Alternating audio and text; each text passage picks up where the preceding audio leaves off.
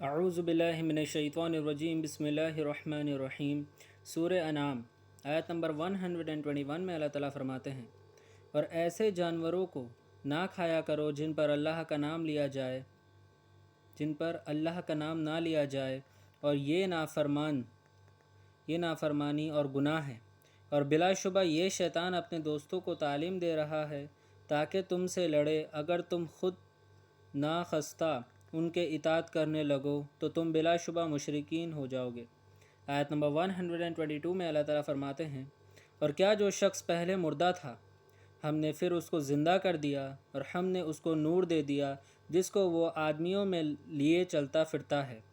وہ اس شخص کی طرح ہو سکتا ہے جو تاریکیوں میں ہے اور وہاں سے نکلنا نہیں پاتا۔ اسی طرح کافروں کو ان کے برے اعمال اچھے نظر آتے ہیں۔ آیت نمبر 123 میں اللہ تعالیٰ فرماتے ہیں، اور اسی طرح ہم نے ہر بستی میں وہاں کے بڑے آدمیوں کو ہی جرم کرنے والا بنا دیا تاکہ وہاں شرارتیں کیا کریں، اور یہ دراصل اپنے ہی ساتھ شرارتیں کر رہے ہیں اور ان کو ذرا بھی احساس نہیں ہوتا۔ آیت نمبر 124 میں اللہ تعالیٰ فرماتے ہیں، اور جب ان کو کوئی بات پہنچتی ہے تو کہتے ہیں کہ ہم تو ہرگز ایمان نہ لائیں گے جب تک ہم کو بھی ایسی ہی چیز نہ دی جائے جو اللہ کے رسولوں کو دی جاتی ہے۔ اس بات کو کہ کسی رسول بنایا جائے اللہ ہی خوب جانتا ہے، جہاں جہاں اپنا پیغام بھیجتا ہے، جو جلدی ہی اللہ کے پاس پہنچنے پر ان مجرمین کو ذلت پہنچے گی اور ان کو ان شرارتوں کی وجہ سے سخت سزا دی جائے گی۔ آیت نمبر 125 میں اللہ تعالیٰ فرماتے ہیں، سو جس کو اللہ چاہتا ہے کہ وہ سیدھے راستے پر چلے تو اسلام کے لیے اس کے سینے کو بڑا کر دیتا ہے، اور جس کو چاہتا ہے کہ وہ بے راہ ہی رہے تو اس کے سینے کو چھوٹا کر دیتا ہے۔ جیسا کوئی آسمان پر چڑھتا ہے اسی طرح اللہ ایمان نہ لانے والوں پر پھٹکار ڈالتا ہے۔ آیت نمبر 126 میں اللہ تعالیٰ فرماتے ہیں، اور یہی تیرا رب کا سیدھا راستہ ہے۔ ہم نے نصیحت چاہنے والوں کے لیے ان آیت کو صاف صاف بیان کر دیا ہے۔ آیت نمبر 127 میں اللہ تعالیٰ فرماتے ہیں، ان کے لیے ان کے رب کے پاس امن و چین کا غیر موجود ہے، اور اللہ ہی ان کا دوست ہے ان کا نیک اعمال کی بنا پر۔ آیت نمبر 128 میں اللہ تعالیٰ فرماتے ہیں، اور جس روز اللہ تمام مخلوق کو جمع کرے گا اور فرمائے گا، اے جنوں کی قوم، تم نے انسانوں کو گمراہ کرنے میں بڑا حصہ لیا ہے، اور ان کے انسان دوست کہیں گے، اے ہمارے رب، ہم نے آپس میں ایک دوسرے سے خوب فائدہ اٹھایا اور اپنی مقرر مدت تک پہنچ گئے جو تو نے ہمارے لیے مقرر کی تھی۔ اللہ فرمائے گا کہ اب تم سب کا ٹھکانہ دوزخ ہے، اس میں ہمیشہ رہو گے۔ ہاں اگر اللہ چاہے تو اور بات ہے، بلا شبہ تیرا رب حکمتوں والا خوب جاننے والا ہے۔ آیت نمبر 129 میں اللہ تعالیٰ فرماتے ہیں،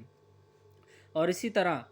ہم بعض کفار کو ان کے اعمال کے سبب بعض کے قریب رکھیں گے۔ آیت نمبر 130 میں اللہ تعالیٰ فرماتے ہیں، اے جنات اور انسانوں کی جماعت، کیا تم ہی میں سے تمہارے پاس رسول نہیں پہنچے تھے جو تم کو میرے احکام بیان کرتے تھے اور تم کو اس دن سے ڈرایا کرتے تھے؟ تو سب کہیں گے کہ ہم اپنے جرم کا انکار کرتے ہیں، اور ان کو دنیا کی زندگی نے بھول میں ڈال رکھا تھا، اور یہ لوگ اقرار کریں گے کہ وہ کافر تھے۔ آیت نمبر 131 میں اللہ تعالیٰ فرماتے ہیں، یہ اس سبب سے ہے کہ آپ کا رب کسی بستی والوں کو کفر کے سبب اس حالت میں ہلاک نہیں کرتا کہ اس بستی کے رہنے والے بے خبر ہوں۔ آیت نمبر 132 میں اللہ تعالیٰ فرماتے ہیں، اور ہر ایک کے لیے ان کے اعمال کے درجے مقرر ہیں، اور آپ کے رب ان کے اعمال سے باخبر نہیں ہیں جو وہ انجام دیتے ہیں۔ آیت نمبر 133 میں اللہ تعالیٰ فرماتے ہیں، اور آپ کا رب تو بڑا ہی غنی ہے اور رحمت والا ہے، اور اگر وہ چاہے تو تم سب کو اٹھا لے اور تمہارے بعد جس کو چاہے تمہاری جگہ آباد کر دے، جیسا کہ تم کو ایک دوسری قوم کی اولاد سے پیدا کیا ہے۔ آیت نمبر 134 میں اللہ تعالیٰ فرماتے ہیں، جس چیز کا ان سے وعدہ کیا جا رہا ہے وہ بے شک آنے والی ہے، اور تم اللہ کو عزیز نہیں کر سکتے۔ آیت نمبر 135 میں اللہ تعالیٰ فرماتے ہیں، آپ کہہ دیجئے، اے میری قوم، تم اپنی جگہ عمل کرتے رہو، میں بھی عمل کر رہا ہوں، سو جلد تم کو معلوم ہو جائے گا کہ اس علام کو انجام کر کس کے لیے فائدہ مند ہوگا؟ یہ یقینی بات ہے کہ ظالموں کو کبھی فلاح نہ ہوگی۔ آیت نمبر 136 میں اللہ تعالیٰ فرماتے ہیں، اور اللہ نے جو کھیتی اور مویشی یعنی گائے بکری پیدا کیے ہیں ان میں سے انہوں نے ایک حصہ اللہ کے لیے مقرر کیا اور اپنے زعم میں کہتے ہیں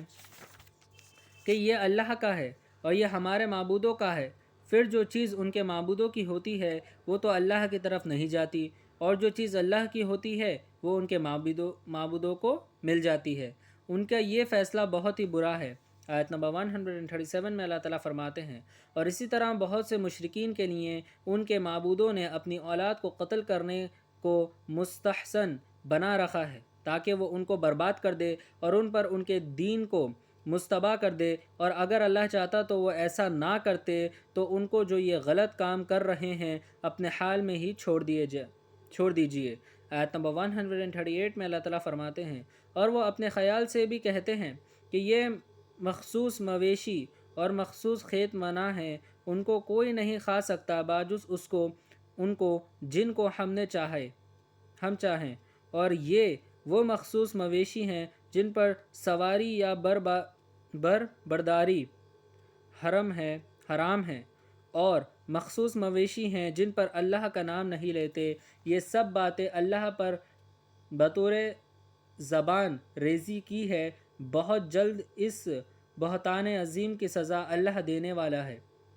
آیت نمبر 139 میں اللہ تعالیٰ فرماتے ہیں، اور یہ بھی کہتے ہیں جو چیز ان مویشی کے پیٹ میں ہے وہ صرف ہمارے مردوں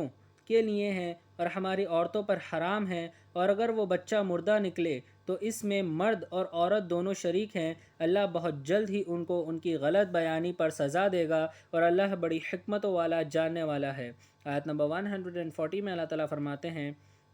واقعی وہ بڑے نقصان میں ہیں جنہوں نے اپنی اولاد کو محض اپنی حماقت سے بغیر کسی سند کے قتل کر ڈالا اور اس رزق کو حرام کر لیا جو اللہ نے ان کو کھانے پینے دیا تھا۔ یہ حرکت اللہ پر تہمت رکھنے کے لیے کی ہے، بے شک یہ لوگ گمراہی میں پڑ گئے اور کبھی سیدھے راہ پر آنے والے نہیں ہیں۔